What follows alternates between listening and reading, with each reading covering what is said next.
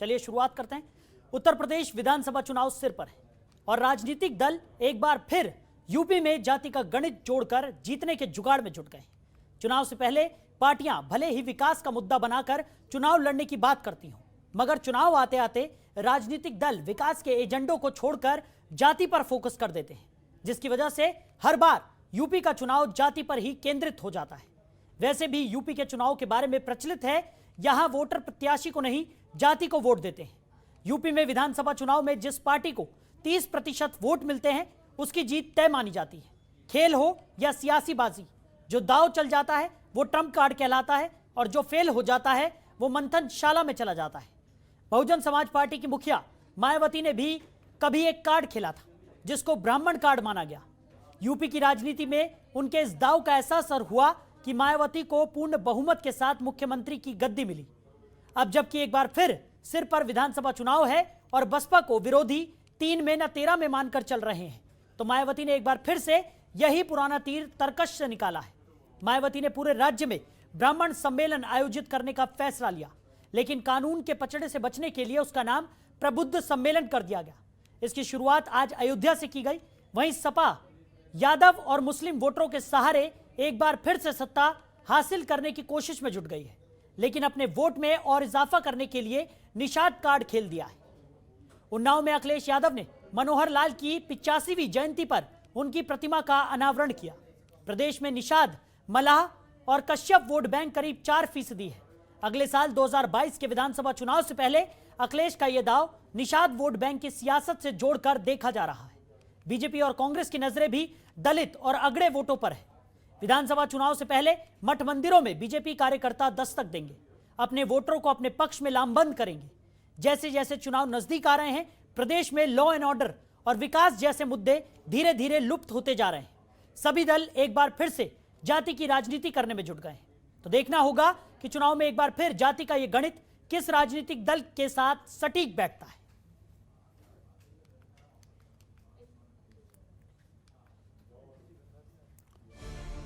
तो जातीय समीकरण की अगर बात करें तो ब्राह्मण 10%, ठाकुर 5% और अन्य 3% है। पिछड़ी जाति 39% यानी यादव 13% और कुर्मी 8%। जाटों की अगर बात करें तो 5% और मलाह 4% है। विश्वकर्मा 2% और अन्य 7% पर है। अनुसूचित जाति 25%, मुस्लिम वोट बैंक 18%।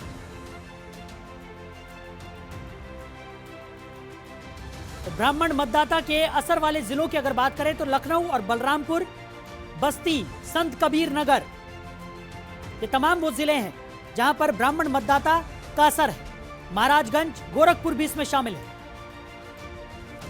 देवरिया, जौनपुर, अमेठी, वाराणसी, ये तमाम वो जिले हैं जहां पर ब्राह्मण मतदाता का असर है। चंदौली, कानपुर, प्रयागराज भी इसमें शामिल है।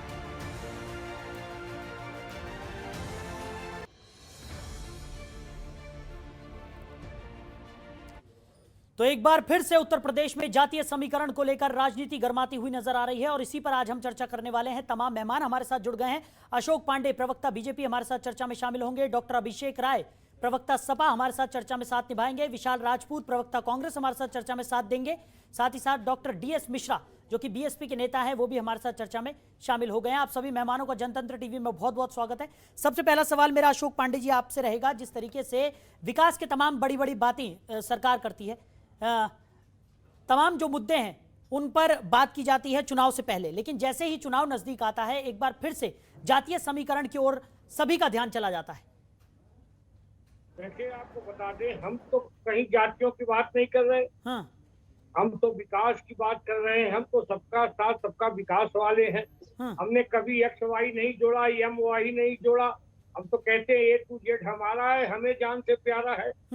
हमारी जो भी सरकारी योजनाएं आई चाहे ब्राह्मण हो और चाहे दलित हो, सबके लिए बराबर आए। चाहे आयुष्मान योजना आई, चाहे जनधन योजना आई, चाहे गांव में शौचालय की बात आई। आपको जब चुनाव आ गया है तो हाथी चलने लगी।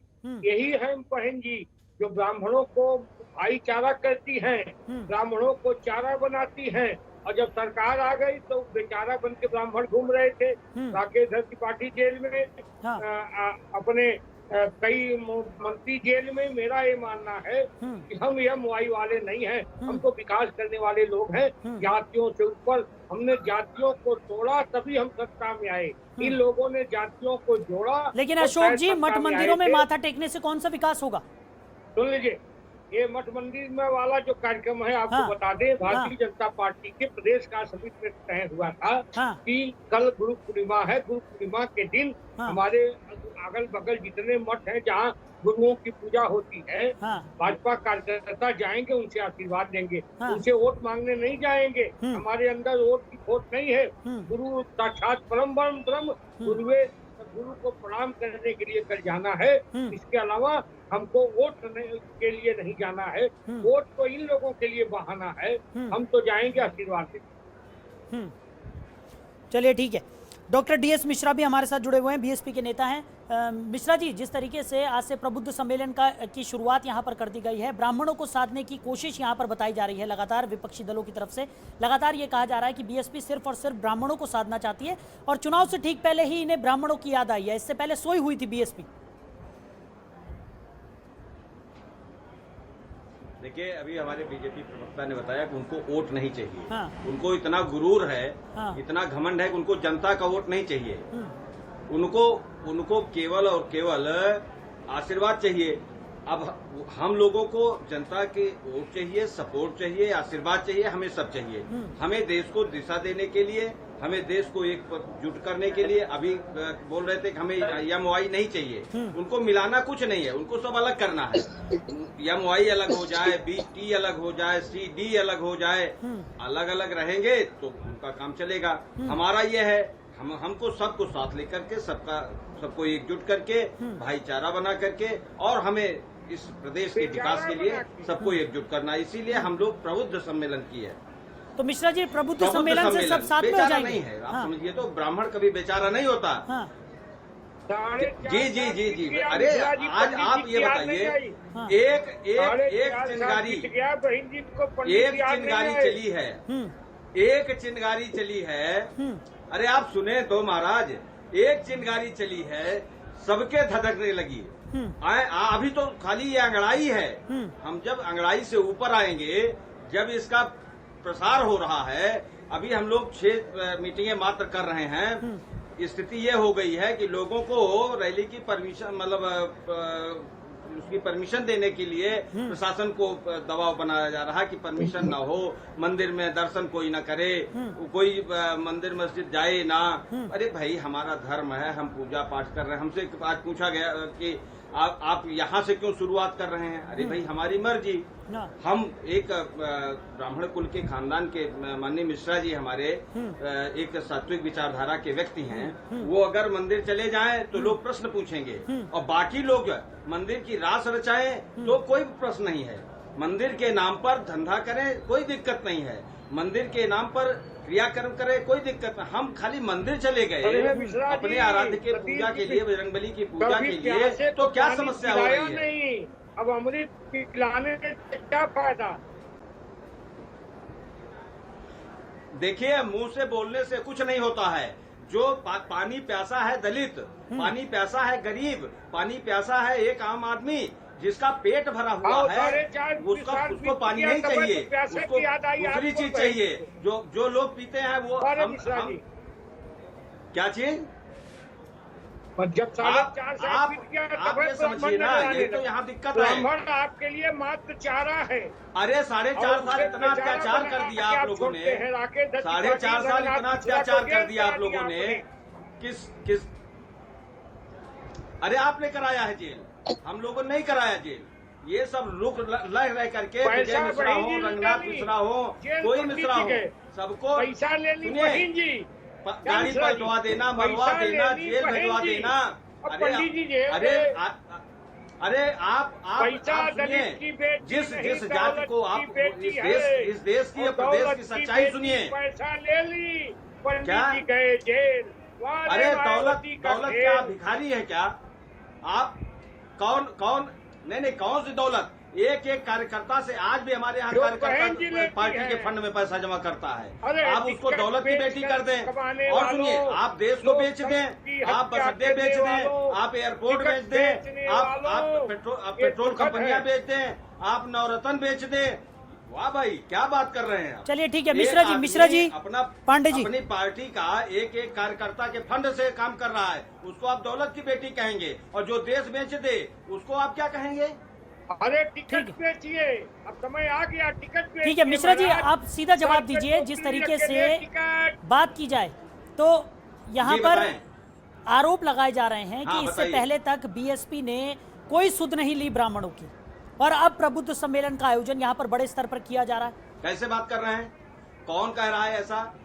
कौन कैसा कह रहा है? तिवारी की हत्या हुई, जो इंजीनियर था, हाँ। बीएसपी वाले वहां पहुंचे थे, हमारी पार्टी के नेता वहां पहुंचे थे। अब इनका प्रश्न इस बात का है कि अगर ये एक अक्षर भी छिड़कते हैं ना, तो बताएंगे हम यज्ञ किए। क्योंकि मीडिया में प्रचार प्रसार, सोशल मीडिया में हाँ। मैंने उस दिन भी कहा था कि एक केला देंगे तो 10 लोग उसको पकड़ेंगे। ठीक है। बहुजन समाज पार्टी दिखावे में नहीं, काम में विश्वास रखती है। हाँ। प्रचार प्रसार के लिए अरबों रुपए, आप बताइए किसी टीवी चैनल को खोलिए, अरबों रुपए का प्रचार प्रसार आ रहा है। हाँ। किसके लिए? हाँ, अपने प्रचार प्रसार करके अपनी पार्टी के वोट को मजबूत बनाने के अरे चक्कर में भैया, हम लोग टीवी जब प्रचार सच प्रसार वाले दिखाएगा नहीं, तो हमारे बोलेंगे मतदाता गोदी बहुत मीडिया चुप है। रहते हैं।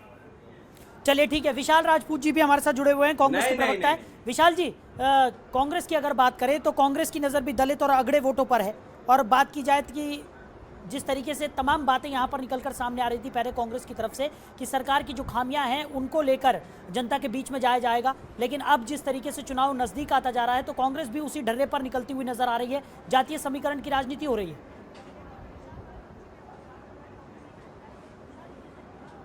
जो बाकी राजनीति ने कांग्रेस पार्टी के जितने भी अभी तक योजनाएं रही हैं, हाँ, जब आजादी से लेकर आज तक कांग्रेस पार्टी ने सभी जाति, धर्म और वर्गों के लिए समान योजनाओं को लेकर ही जनता के सामने इसके बीच में आई। हाँ, और जहां तक बात कर रहे हैं भारतीय जनता पार्टी की, तो भारतीय जनता पार्टी में योगी जी के राज में हाँ। सबसे ज्यादा अत्याचार जो मुद्दे पे हुआ है वो हाँ। ब्राह्मणों पे हुआ। हाँ, और भारतीय जनता पार्टी और बहन कुमारी मायावती, हाँ। ये दोनों एक सिक्के के दो पहलू।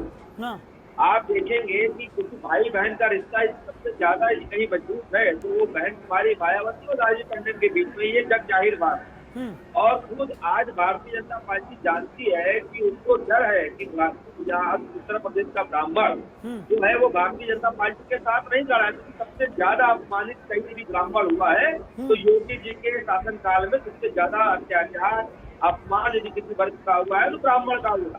तो ये बात जग जाहिर है। इसी डर से भारतीय जनता पार्टी ने अपनी बहन को ब्राह्मण भाईचारा के नाते आज ब्राह्मणों को जोड़ने का काम इसलिए किया कि भारतीय जनता पार्टी को डर है कि ये ब्राह्मण वोट कांग्रेस पार्टी के साथ जुड़ रहा है। इसी डर की वजह से ये दोनों एक साथ इस वोट को बचाने के लिए हथकंडे अपना रहे हैं और ब्राह्मण खुद जानता है। ठीक है इससे पहले भी विशाल जी, लेकिन कांग्रेस की तरफ से भी तो यही कहा जा रहा था ना कि जिस तरीके से तमाम जो खामियां हैं सरकार की उसको जनता के सामने लेकर कांग्रेस उतरेगी चुनाव में, और तमाम जो खामियां हैं सरकार की उसी पर इस बार का चुनाव लड़ा जाएगा। लेकिन अब कांग्रेस भी तो उसी राह पर निकलती हुई नजर आ रही है। तमाम तरीके के सम्मेलन आपकी तरफ से जातियों को साधने के लिए किए जाने वाले हैं। नहीं, हम लोग अपने संगठन को मजबूत करने के लिए हम लोग जो ओबीसी हो गया या कोई भी हो, उसके प्रोग्राम लगातार जो है वो राजनीतिक तौर पे चलते रहते हैं। मगर हम लोग कभी भी इस तरह के मुद्दों पर ला के, क्योंकि देखिए कांग्रेस पार्टी का हरदम एक ही लक्ष्य रहा है कि उदय पर कांग्रेस पार्टी ने अपना काम किया। और कांग्रेस पार्टी सबको समान लेके, चाहे वो पिछड़ा हो, दलित हो, एससी हो, कोई भी वर्ग का हो, सबको समान लेके चलती है और उनके लिए समान योजनाएं भी बनाती है। चाहे संविधान से लेकर आज तक आप देख लीजिए, जितने भी हमारे द्वारा किए गए कार्य हैं सबके लिए समान है।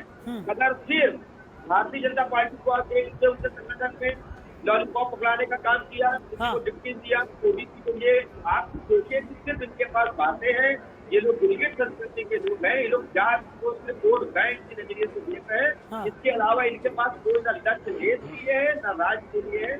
आज पूरा प्रदेश जंगल राज हो गया है। सभी वर्ग, सभी जात, सभी धर्म परेशान है और आज उनको जवाब देते नहीं बन रहा है। ठीक है। तो ये भारतीय जनता पार्टी और मायावती मिलकर इस तरह के इवेंट तो कर रही है। ठीक है। ये लोग चाहते हैं कि सत्ता पे बने, इनका एक ही लक्ष्य है कि सत्ता पे बने रहना। ठीक है, विशाल जी जवाब लेंगे। डॉक्टर अभिषेक राय सपा प्रवक्ता हमारे साथ जुड़े हुए हैं। डॉक्टर अभिषेक, क्या कहेंगे? समाजवादी पार्टी की अगर बात की जाए तो मुस्लिम वोट बैंक के सहारे एक बार फिर सत्ता में काबिज होने की तैयारी में जुटी हुई है। दूसरी तरफ निषाद कार्ड भी यहाँ पर अखिलेश यादव ने खेल दिया है, जिसको चुनाव के साथ जोड़कर देखा जा रहा है। क्या कहेंगे? देखें साहिल जी, सबसे पहली बात तो मैं ये कहना चाहता हूँ कि हमारी पार्टी किसी धर्म विशेष को टारगेट करके चुनाव नहीं लड़ने जा रही।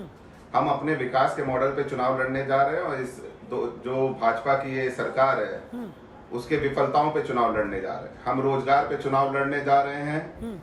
हम विकास की बात करते हैं। हम किसान को मजबूत करना चाहते हैं, युवाओं को रोजगार देना चाहते हैं, बिजली घर बनाना चाहते हैं, फॉरेन इन्वेस्टमेंट कराना चाहते हैं। हम इस पे चुनाव लड़ने जा रहे हैं। रही बात आप जो कह रहे हैं कि उन्नाव वाले माननीय राष्ट्रीय अध्यक्ष जी के दौरे पे, तो मनोहर लाल जी हमारे पार्टी के वरिष्ठ नेता थे, मंत्री थे, उनका मूर्ति का लोकार्पण था, लेकिन भाजपा की सरकार ने वहां पे हमें रैली या कोई चीज करने की अनुमति नहीं दी। इसको किसी कार्ड से नहीं देखना चाहिए, पहली बात।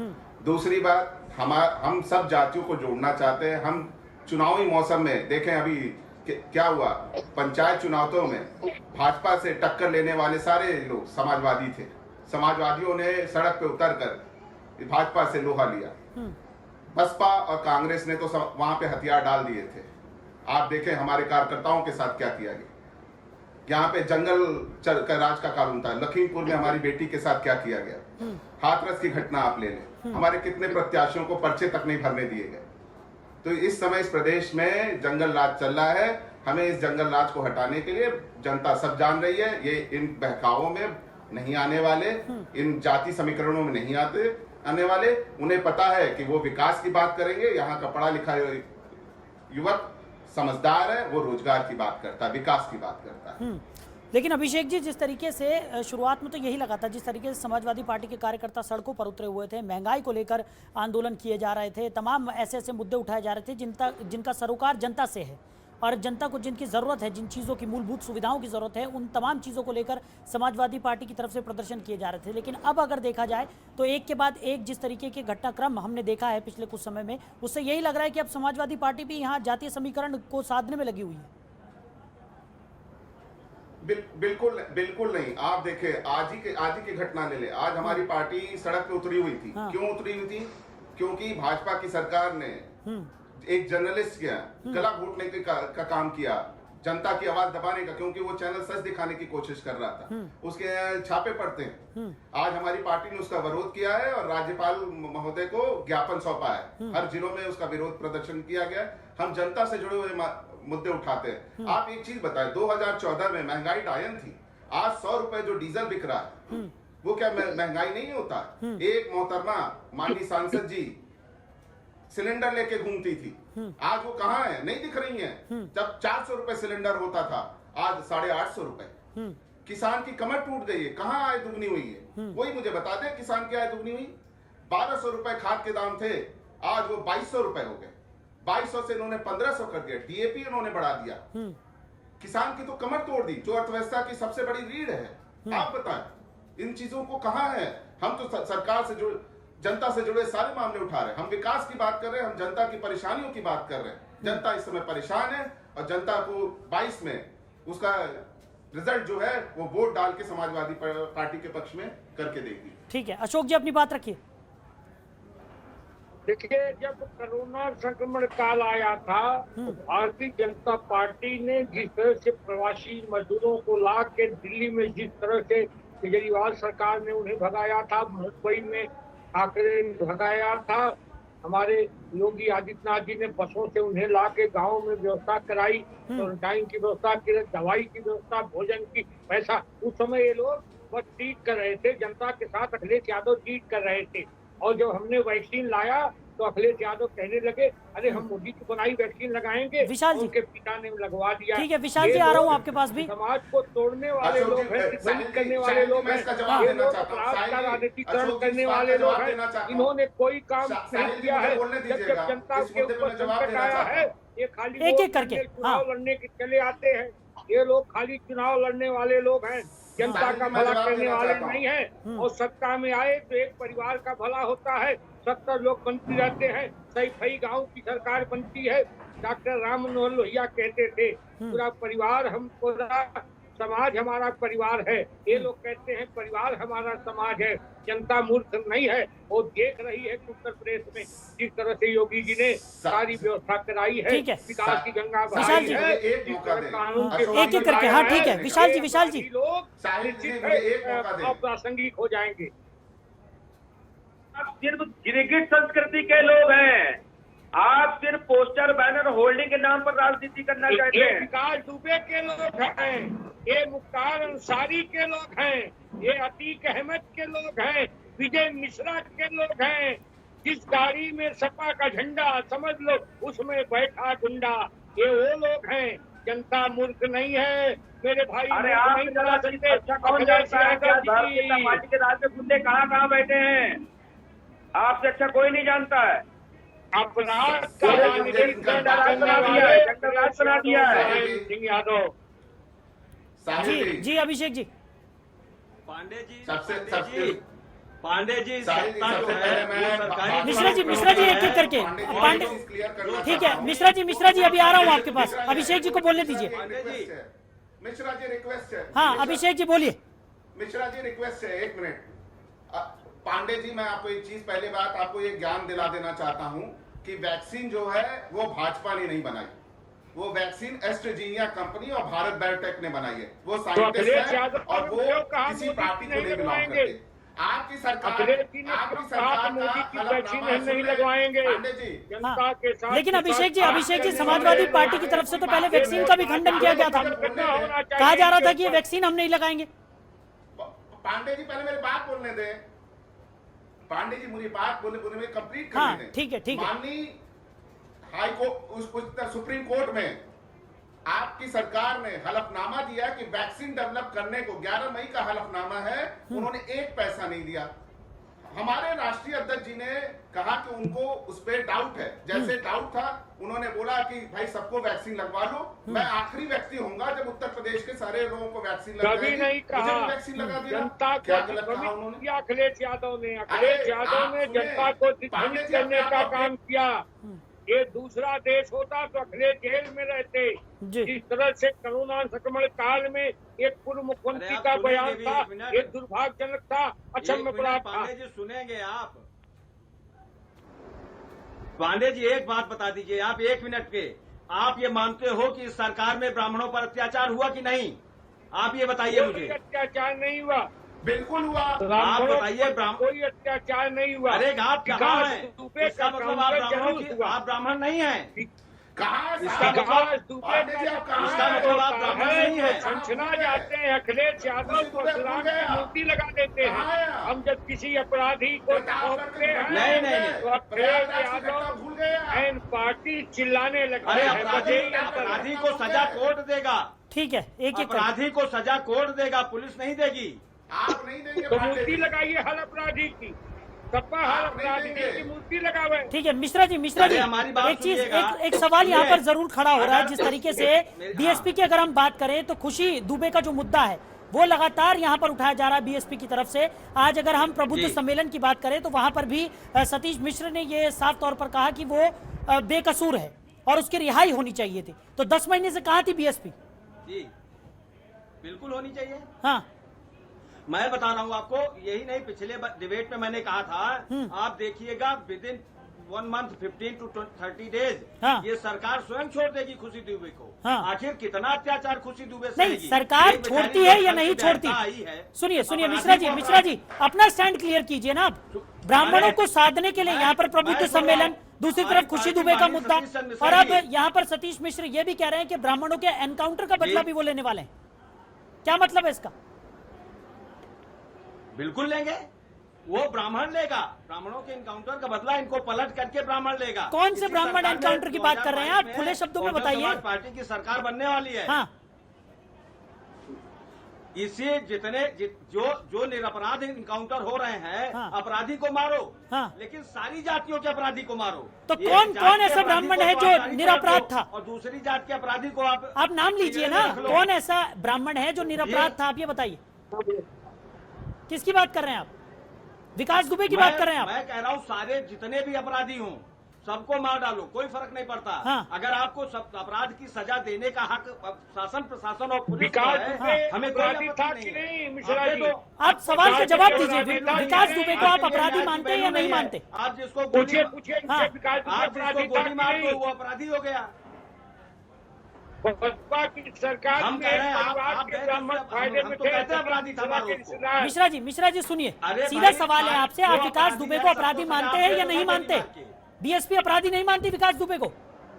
हाँ पूछिए। पुलिस बिल्कुल कर्मियों का अपराधी है। हत्या। अपराधी है, हाँ, अपराधी है। तो आप उससे किस ब्राह्मण सजा की का बात कर रहे हैं? पुलिस किसके अगर एनकाउंटर को प्रावधान बदला है लेने की कि बात किसी कर रहे हैं? अपराधी की सजा पुलिस देती है तो सारे अपराधियों को मार दो ना, सारे अपराधियों को मारो ना गोली। तो पुलिस कर रही है कार्रवाई? आप भी का न्यायालय है, क्या आप भी करता का है हाँ, उसको भी का पुलिस पुलिस कुछ वाला न है। करे। हाँ। और अगर आप कहते हैं कि खुशी दुबे यहाँ पर निरपराध है, उसे आप- सजा नहीं आप मिलनी न्याय चाहिए, कर तो दीजिए। पिछले 10 महीने से बीएसपी कहाँ थी? 10 महीने खुशी पहले दुबे बीएसपी ने यह मुद्दा क्यों नहीं खुशी उठाया? दुबे बिल्कुल निरपराध है। हाँ। और इसको आप भी जानते हैं साहिल नहीं, भाई ठीक है, साहब। ठीक है, हम साहिल आपकी जी, बात भी से जानते हम आपकी बात और मान रहे हैं, अशोक लेकिन पांडे 10 भी जानते महीने हैं। से कहाँ थी बीएसपी अशोक फिर? पांडे जी से पूछिए कि क्या खुशी दुबे को अपराधी मानते हैं? अशोक जी,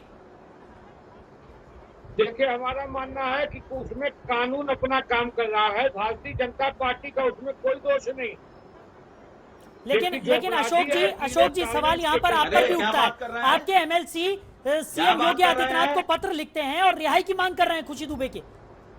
लेकिन निश्चित तौर पे खुशी हाँ। दुबे अगर अपराधी तो निश्चित तौर पे छूटेगी, लेकिन एक नहीं, आप कानून बताइए, अपना खुशी काम दुबे कर रहा आप- है। नहीं, अगर वो भारतीय निरपराध जनता है तो पार्टी उसे का जेल में भारतीय क्यों डाला जनता गया? पार्टी ने क्यों विकास पुलिस ने दुबे उसके का ऊपर काउंटर नहीं किया। चार्जशीट दाखिल तक नहीं पुलिस की? ने 3 किया। महीने का समय होता है, और चार्जशीट क्यों नहीं दाखिल की गई? एक चीज मैं पूछ रहा हूँ कि खुशी दुबे क्या अपराधी है आपकी निगाह में? अशोक जी जवाब पांडे दीजिए। जी, आपने हमसे पूछा जिम्मेदारी विकास बनती है। दुबे क्या अपराधी है, मैंने कहा हाँ। ठीक है मिश्रा जी, जवाब ले मैंने लेते हैं कहा ना। हाँ, लेकिन क्या खुशी दुबे अपराधी हाँ, है? ठीक है, ठीक है। खुशी दुबे के प्रकरण में कानून अपना काम कर रहा है। तो अगर कानून काम कर रहा है तो आपके एमएलसी नहीं, पत्र क्यों लिख आप रहे हैं बताइए, सीएम योगी आदित्यनाथ आपने को? हमसे पूछा है, आपने हमसे पूछा है। निश्चित अरे तौर भाई आप पे हम सुनिए, भी चाहेंगे। आपने हमसे पूछा है पांडे जी कि विकास दुबे अपराधी है कि नहीं है। मैं मेरे संज्ञान में जितना आया है मैं उसको अपराधी मानता हूँ। आप बताइए खुशी दुबे अपराधी है या नहीं? बस ये सीधा खुशी प्रश्न है। दुबे वाले में मैं आपकी बार बार निगाह कह रहा में हूँ, खुशी कानून दुबे अपना आपके काम चलिए ठीक है कर मिश्रा रहा जी, है। सुन तो लीजिए। हाँ, पांडे जी कानून बोलिए। नहीं, कानून खुशी नहीं, दुबे मैं के आपसे प्रकरण पूछ रहा हूँ में कानून आपकी निगाह अपना में काम खुशी कर दुबे रहा अपराधी है। है कि नहीं? कानून तो करेगा ही, कानून को आप चलने देंगे तब बस ना। कानून काम कानून करेगा। का राज चलने देंगे तब ना करेगा। कानून कानून मजबूत का है, राज कानून न रहता मजबूत है, पुलिस तो मजबूत विकास है, दुबे पुलिस का अपना काम विकास करे, आप वही के करने दे द्वारा तो। हुआ था। आप वही द्वारा मुख्तार अंसारी का विकास हुआ था। हम पूछ रहे आप वही हैं, के द्वारा पांडे जी एक देखिए, विकास ऐसे सेफ विकास एग्जिट हुआ मत कीजिए, था। सीधे सीधे जवाब खुशी- दीजिए आप। ठीक है विशाल जी, आप क्या कहेंगे? सीधा कांग्रेस का जवाब क्या दीजिए, स्टैंड होगा? खुशी जिस तरीके से अपराधी है आप कि नहीं? लगातार देख रहे हैं बीएसपी की तरफ से भी ब्राह्मण कार्ड यहाँ पर खेला जा रहा है और खुशी दुबे का जो मुद्दा है वो लगातार यहाँ पर उठाया जा रहा है। कहा जा रहा है कि निर्दोष है और अब उसका केस भी यहाँ पर लड़ने वाले हैं।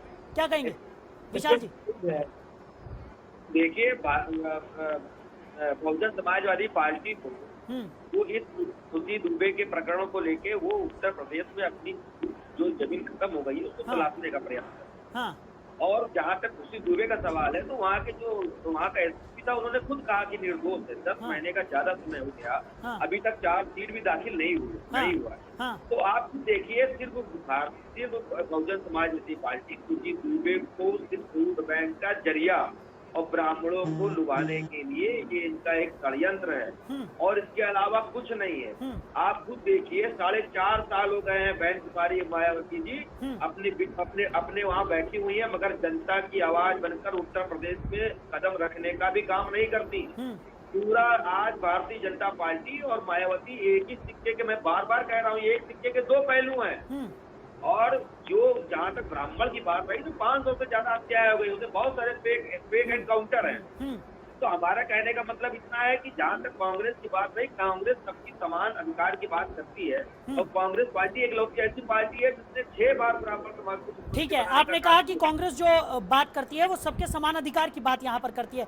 अगर उत्तर प्रदेश की हम बात करें तो राहुल गांधी ने उत्तर प्रदेश से दूरी बनाई हुई है, प्रियंका गांधी यहाँ पर डैमेज कंट्रोल करने में जुटी हुई है। आने वाले चुनाव में इसका असर देखने को नहीं मिलेगा। देखिए, आज पूरा उत्तर प्रदेश जान चुका है हाँ। कि 2022 में माननीय प्रियंका गांधी के नेतृत्व में कांग्रेस पार्टी उत्तर प्रदेश में सरकार मजबूती से बनाने जा रही है। और राहुल तभी गांधी आज ये भारतीय जनता पार्टी, मायावती और भी जो दल है वो जात के नाम पर जो भ्रम दौरा डालने का काम उत्तर प्रदेश में कर रहे हैं, ये इनकी सिर्फ राजनीतिक षड्यंत्र है जो अब उत्तर प्रदेश की जनता इसको पूर्ण रूप से विफल साबित करेगी। हाँ, नहीं विशाल जी, मेरा एक सवाल था, उसका जवाब आपने नहीं दिया। राहुल गांधी ने उत्तर प्रदेश से दूरी क्यों बना रखी है? आखिरी दौरे की बात करें तो कब उन्होंने आखिरी दौरा किया था? उसके बाद से उत्तर प्रदेश का रुख ही उन्होंने नहीं किया। राहुल गांधी का रिश्ता हाँ। इस उत्तर प्रदेश से उनके जन्म से है। हाँ। और राहुल गांधी आज भी लगातार उत्तर तो प्रदेश दिखाई क्यों नहीं देते वो उत्तर प्रदेश में? जनता के बीच जाते हुए क्यों नहीं नजर आते? खुद इसलिए राहुल गांधी ने हाँ। राहुल गांधी ने पूरे देश की कमान अपने हाथ में सौंप रखी है और खुद अपनी बहन माननीय प्रियंका गांधी जी को उत्तर प्रदेश की राजनीति में सक्रिय किया। लेकिन विशाल जी, यहाँ तो ये देखने को मिल रहा है कि राहुल गांधी ने जितना डैमेज किया है उत्तर प्रदेश में, उसको कंट्रोल करने के लिए यहाँ पर प्रियंका गांधी कवायद में जुटी हुई है। लगातार वो दौरा कर रही है अलग अलग जगह कर, लेकिन राहुल गांधी ने पूरी तरह से दूरी बना रखी है उत्तर प्रदेश से।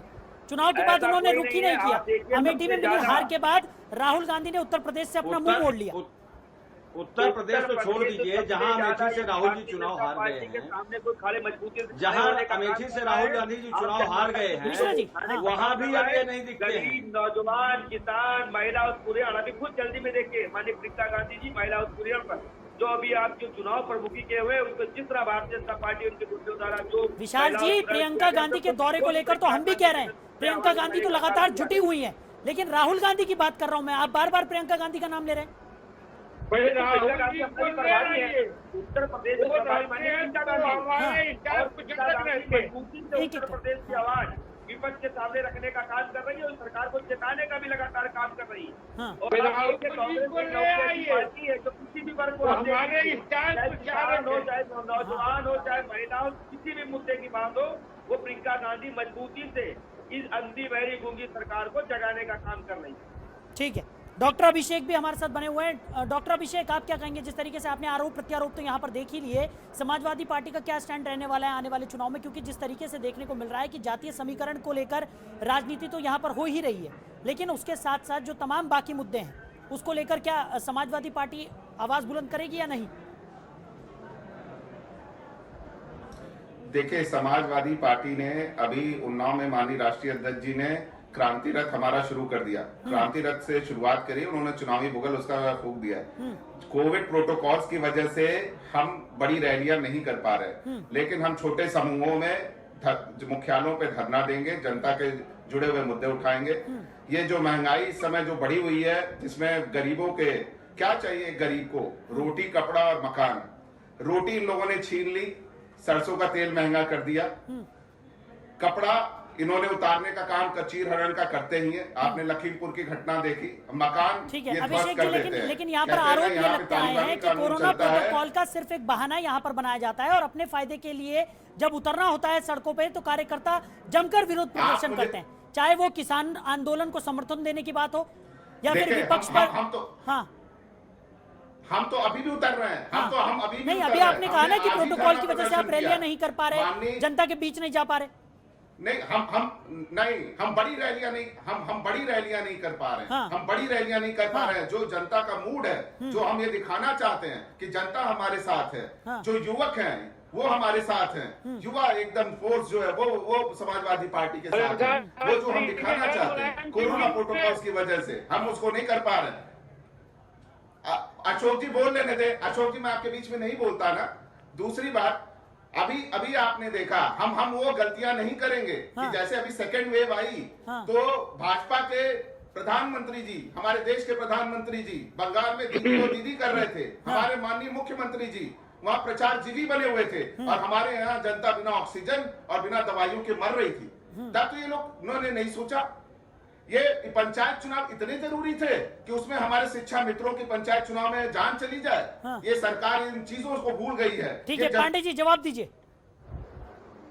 देखिए आप उनके आंसू पोंछने के लिए कोई नहीं है। हाँ ये लोग खाली बयानबाजी करने वाले लोग हैं, बयान भी लोग हैं। अखिलेश जी का कहना तो उनके पिताजी नहीं मानते। उन्होंने कहा मोदी वैक्सीन नहीं लगवाऊंगा, मुलायम सिंह जी ही लगवा लिए। हाँ। अरे पहले अपने घर में मान डाले, जनता इनके साथ नहीं है, जनता को इनके पे विश्वास नहीं है, जनता को मालूम है आएंगे परिवार का विकास करेंगे, जनता को आएंगे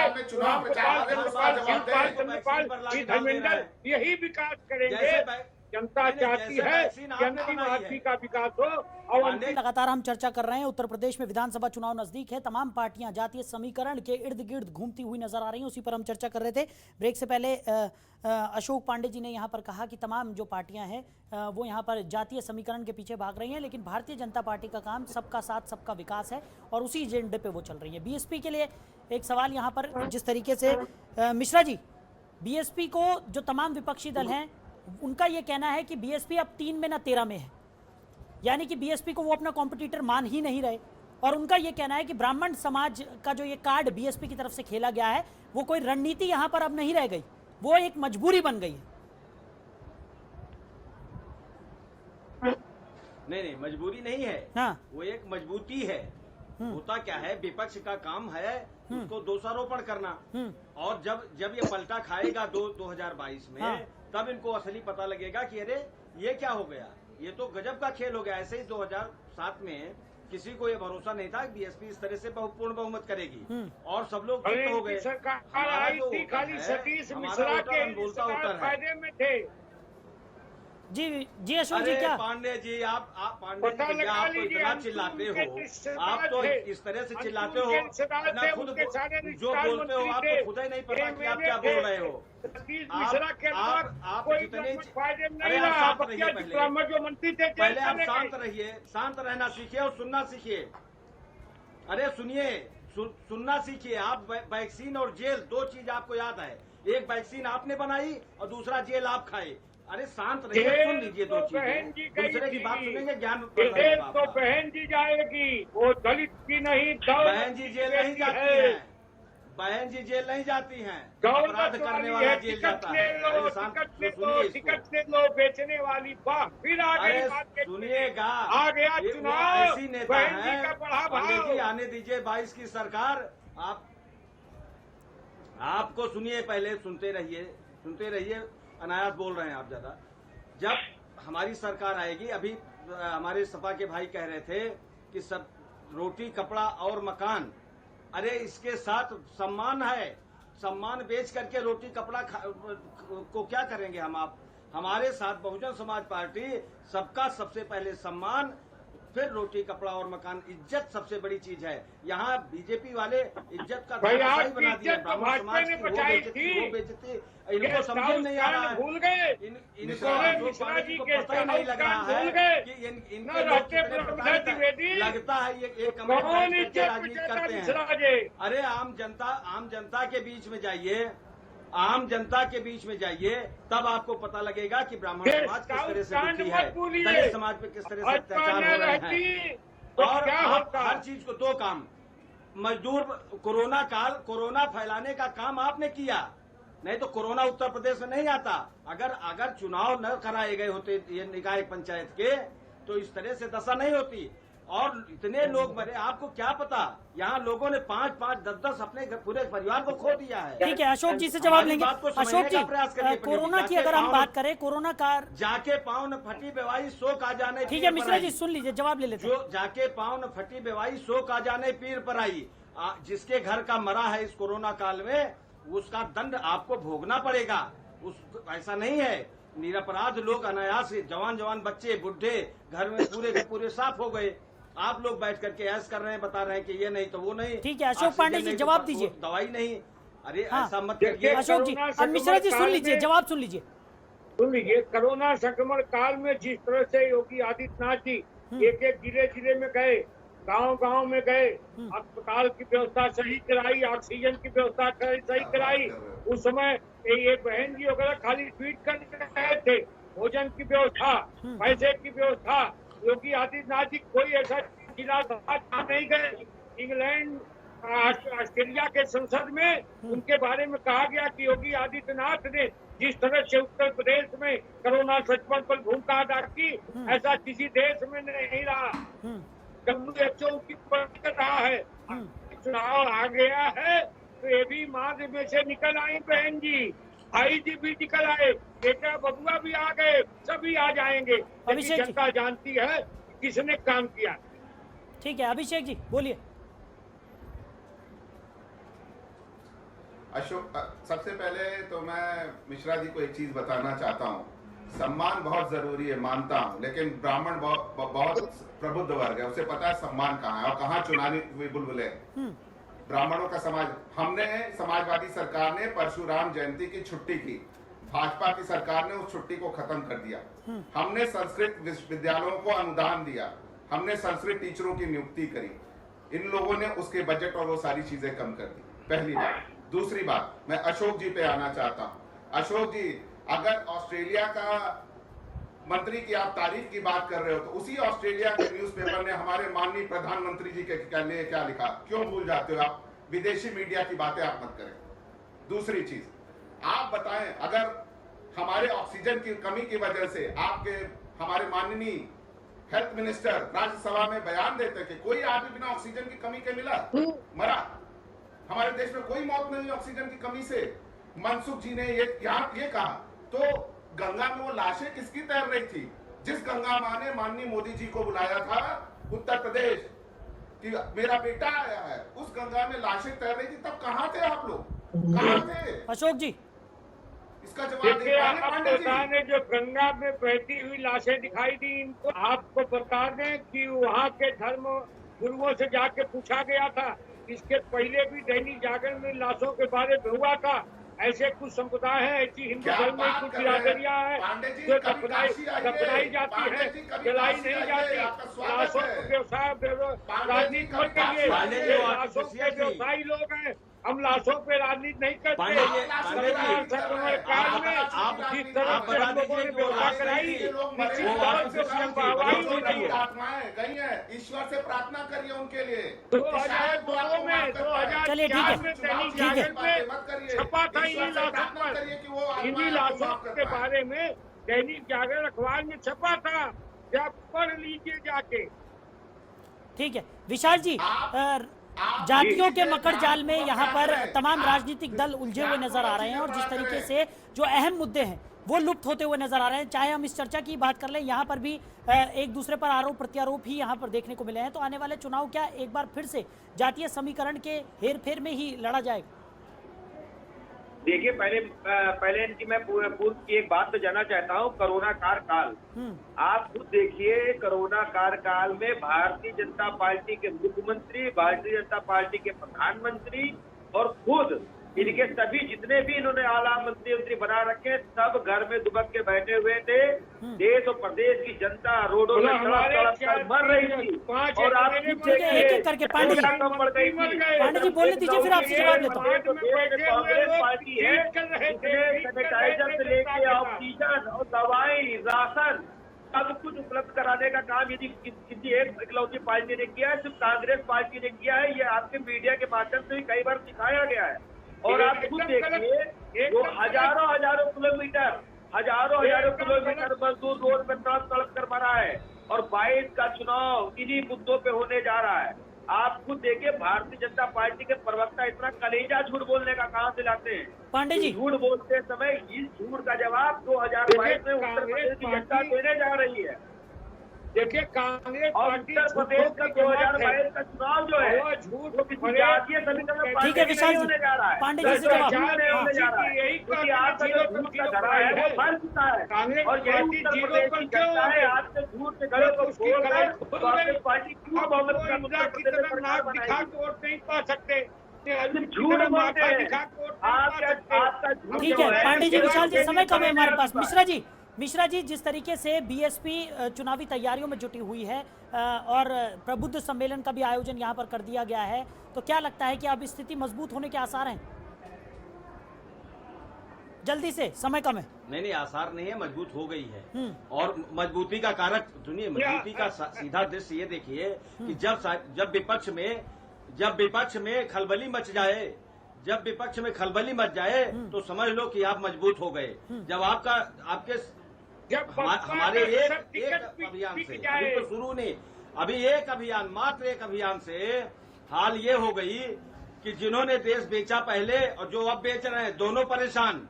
और एक सरकारी गुंडा, एक असरकारी गुंडा, सब परेशान। अरे आने दीजिए, हमारी सरकार 2012 में आपको वो सुशासन मिलेगा साहिल भाई, वो सुशासन मिलेगा। पांडे जी, आप सुनते क्यों नहीं हैं? हम नहीं सोच पा रहे हैं। जो भी बोलता है पांडे जी, आप हमें लगता है उम्र का थोड़ा तकाजा है, आप थोड़ा सुनिए, सबसे ज्यादा अनुभव थोड़ा सुनने के धैर्य रखिए। आप जाहिर बात है। आप वैक्सीन बनाइए, वैक्सीन लगवाइए, केवल वैक्सीन तक है, वैक्सीन से ऊपर नहीं आ रहे हैं। भारतीय जनता पार्टी ने आपको आदेश दिया है कि जाइए, जो भारतीय जनता पार्टी नहीं, देखिए, कांग्रेस और बीजेपी को दो पहलू ही हैं भाई। एक पुष्टिकरण की नीति अपनाता है और धर्म की नीति अपनाता है, धर्म पे जाता है। हम लोग, अरे भाई बहन, भाईचारा तो हम लोगों का धर्म है, भाईचारा हमारा धर्म है। आप भी मेरे भाई हैं यार, आप भी मेरे भाई हैं, पांडे जी भी मेरा भाई है, दलित भी मेरा भाई है, मुसलमान भी मेरा भाई है। चलिए ठीक है, आपको भाईचारा मैं यही सिखाता हूं। इस तरीके से मैं यही ठीक है, कि भाईचारा, समय की कमी के चलते इस चर्चा को हमें यही विराम देना होगा। ठीक है, इस चर्चा को हमें यही रोकना होगा। तो आप तमाम मेहमानों का हमारे साथ जुड़ने के लिए बहुत बहुत शुक्रिया। तो तमाम जो जैसे जैसे चुनाव नजदीक आते जा रहे हैं, प्रदेश में लॉ एंड ऑर्डर और विकास जैसे मुद्दे धीरे धीरे लुप्त होते जा रहे हैं। सभी दल एक बार फिर से जाति की राजनीति करने में जुट गए हैं। तो आने वाले समय में ही ये पता चल पाएगा कि चुनाव में एक बार फिर से जाति का ये गणित किस राजनीतिक दल के साथ सटीक बैठता है और बैठता है भी या नहीं, क्योंकि जनता भी समझदार है, जनता भी सब देख रही है। और जो तमाम विकास की बातें यहाँ पर सरकारों की तरफ से की जाती हैं, तमाम दल जो विकास की बातें करते हुए नजर आ रहे थे, वो अब एक बार फिर से जातीय समीकरण बिठाने में उस कवायद में जुटे हुए नजर आ रहे हैं। तो आने वाले समय में क्या रिजल्ट निकलकर सामने आता है, ये देखने वाली बात होगी। फिलहाल इस खास पेशकश में इतना ही। आप बने रहिए और देखते रहिए जनतंत्र टीवी। नमस्कार। खबरों के निष्पक्ष विश्लेषण के लिए सब्सक्राइब करें Jantantra TV and press the bell icon. Never miss any update.